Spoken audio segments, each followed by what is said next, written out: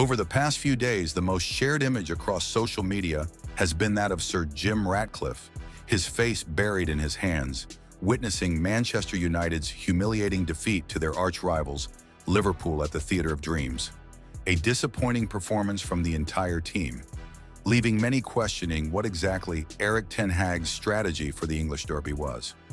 While losing to the Kop might not come as a complete shock, the repetition of the same old issues raises serious concerns. What has the Dutch tactician been doing for the past 2 years? Is it time for the leadership to consider his dismissal? Remember, Erik ten Hag is also a victim of the team's shortcomings, and today we invite you to delve into this story with us. Before joining the Old Trafford side, Erik ten Hag was renowned for his philosophy of attacking football, emphasizing ball control and constant pressure. His Ajax Amsterdam team, despite their youthfulness, achieved numerous successes, culminating in a UEFA Champions League semi-final appearance. The 54-year-old manager gained widespread admiration within the football community. Many even predicted he would replace Pep Guardiola at Manchester City, given the similarities in their style and mindset. However, Ten Hag opted for Manchester United, a team in turmoil, experiencing frequent managerial changes and agonizingly low performance. At that time, not many coaches were eager to take over the helm at the Theatre of Dreams, but the former Ajax captain courageously accepted the challenge, aware of the immense difficulty that awaited him. Now, after 2 seasons, both positive and negative aspects have emerged. The Red Devils ended their trophy drought with the Carabao Cup and FA Cup. However, are these 2 trophies not considered particularly prestigious enough to satisfy fans and experts? Would you trade them for a Champions League spot? Many might argue with our assessment on this point, but for the Dutch tactician, it remains a defense for his less than stellar results. For instance, the recent heavy loss to Liverpool was only his 3rd game of the season. We're still building a new squad. I've said it many times. The team needs to form a collective based on young players and new additions. 3 players made their first start for Manchester United against Liverpool. Yes, we need to improve in many areas, but I'm confident that by the end of the season, the team will have a great chance to win another title. Everything will be fine. Ugarte is a new signing, and I need to integrate him into the squad. It's a time-consuming process. I'm not Harry Potter, so please understand.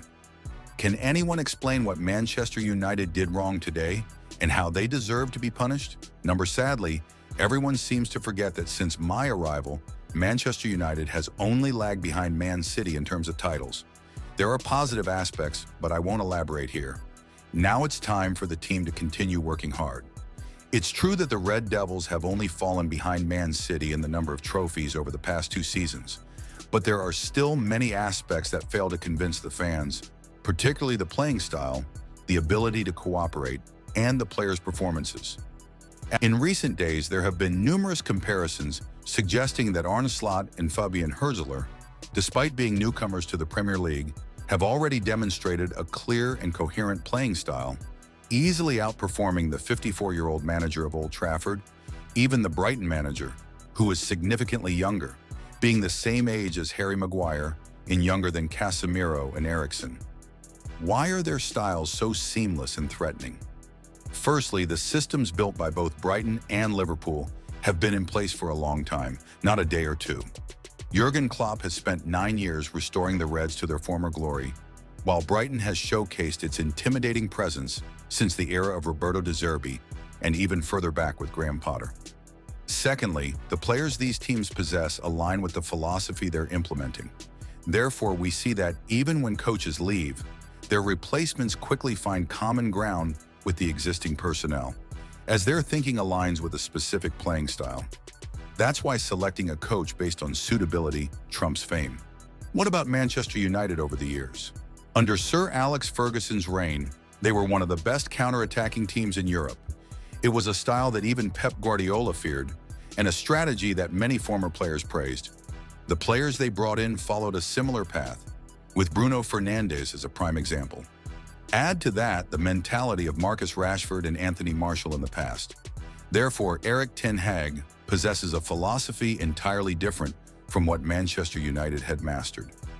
Ralf Rangnick also tried and failed during his brief tenure, And upon Erik ten Hag's arrival, he immediately sought to bring in Frenkie de Jong to materialize this intention.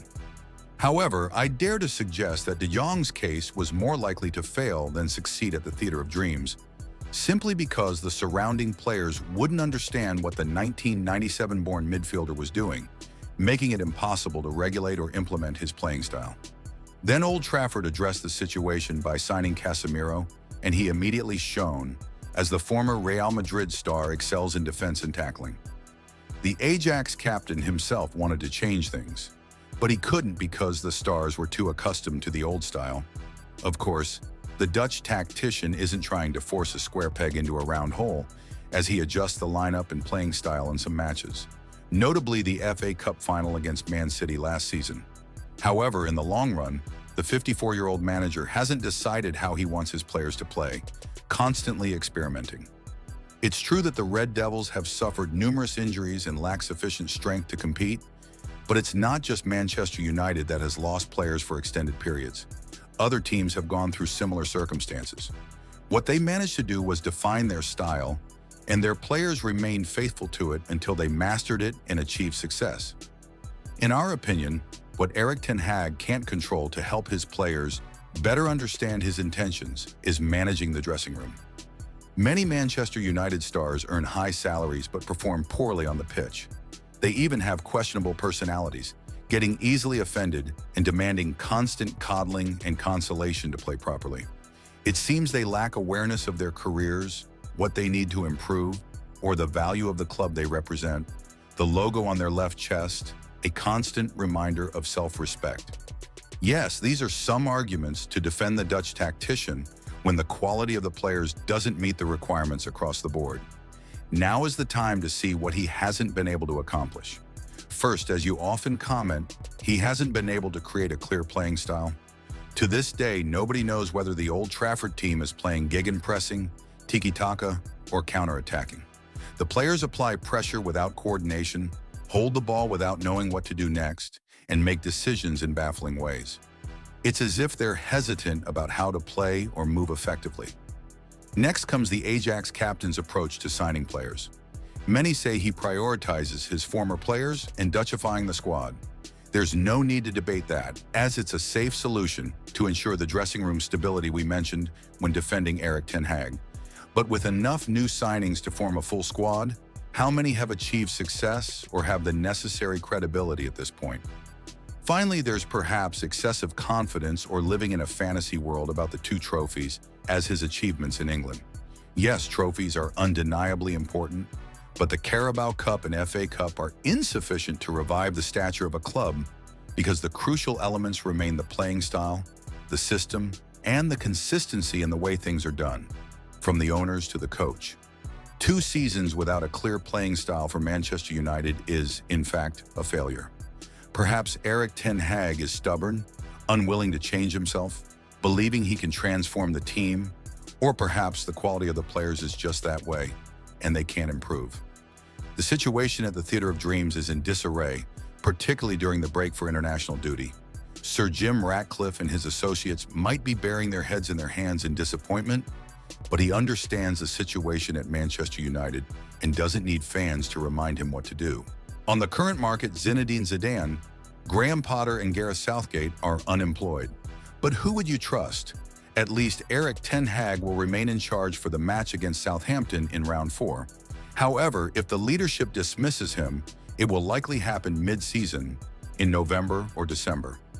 Sacrificing the manager now would cause chaos, and there's no guarantee that Ruud van Nistelrooy and Rene Haak can resolve it.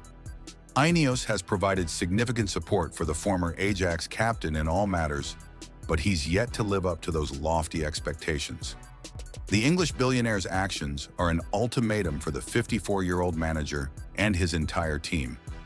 If they continue to deliver mediocre performances, they should pack their bags and leave the Theater of Dreams. And although many of you want Erik ten Hag to be immediately fired, we still believe in the new management, as they know what should and shouldn't be done at this moment. The red alert is undoubtedly sounding for the Dutch tactician. You've just watched a production from United Universe. Share your thoughts by leaving a comment below. If you enjoyed this video, support the United Universe production team by liking and subscribing and turning on notifications so you don't miss any of our latest videos. For now, goodbye and see you next time.